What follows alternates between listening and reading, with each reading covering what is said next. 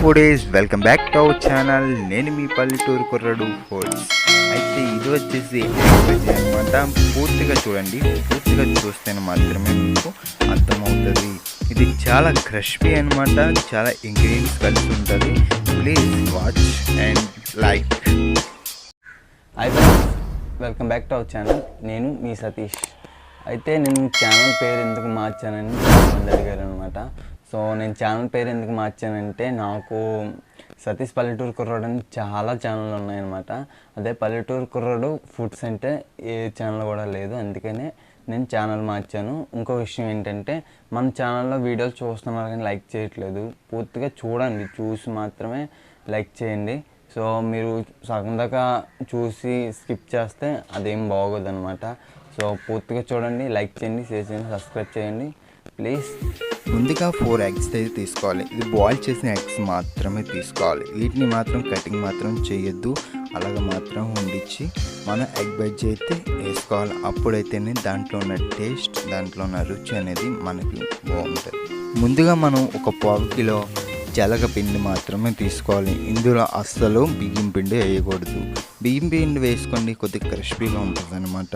ఆ తర్వాత కొద్దిగా కారం, తర్వాత చిటికెడు పసుపు,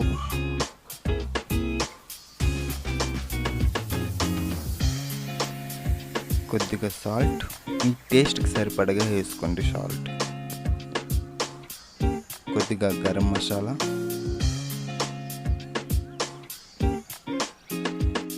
కొద్దిగా జీరా మసాలా వేసుకోండి.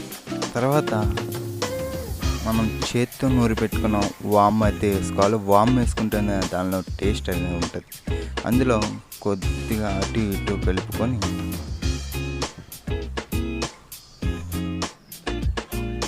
ఇలా మొత్తం మిక్స్ చేసుకున్న తర్వాత కొద్దిగా నీళ్ళు అనేది పోసుకోవాలి. ఓన్లీ చల్లటి నీళ్ళు పోసుకోవాలి, వేడి నీళ్ళు అస్సలు పోసుకోకూడదు. చూసారా నేను ఎలా కలుపుతున్నానో? ఇంకా సరిపోతే కొద్దిగా వేసుకున్నాను అనమాట. చూసారా, పిండి పట్టుకోగానే జారిపోవాలన్నమాట. అప్పుడైతేనే మనకి బోండా అనేది వస్తుంది. ఇది గుర్తుపెట్టుకోండి, బోండా రావాలంటే పిండి మనం పట్టుకున్నట్టు జారిపోవాలి. ఆ తర్వాత కొద్దిగా బాయిల్ చేసిన నూనెలో అలాగా చూసారా వేడెక్కింది లేదు చూసాను అనమాట. దీంట్లో పిండిలో ఒక ఎగ్ అయితే వేసుకోవాలి. సో నేనైతే 2 స్టెప్స్లో వేస్తాను అనమాట, ఎందుకంటే 2 కోటింగ్లు అయితే వేస్తాను. నాకు అలాగైతే తినాలనిపిస్తుంది.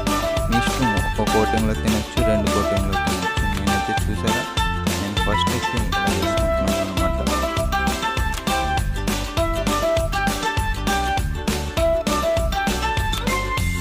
ఇంకో ఎగ్ తీసుకొని అలా వేసుకుంటే అప్పుడు 4 ఎగ్స్ వేసుకొని ఓన్లీ హై సిమ్లో మాత్రం పెట్టుకోకూడదు, లో సిమ్లో మాత్రం పెట్టుకోవాలి. ఎందుకంటే ఉడకాలి కదా, ఎగ్ కూడా ఉడకాలి కదా. ఆల్రెడీ ఉడికింది, మనకి ఆయిల్ వెళ్ళి బాగా ఉడకాలి కనుక లో ఫ్లేమ్లోని మాత్రం పెట్టుకోవాలి.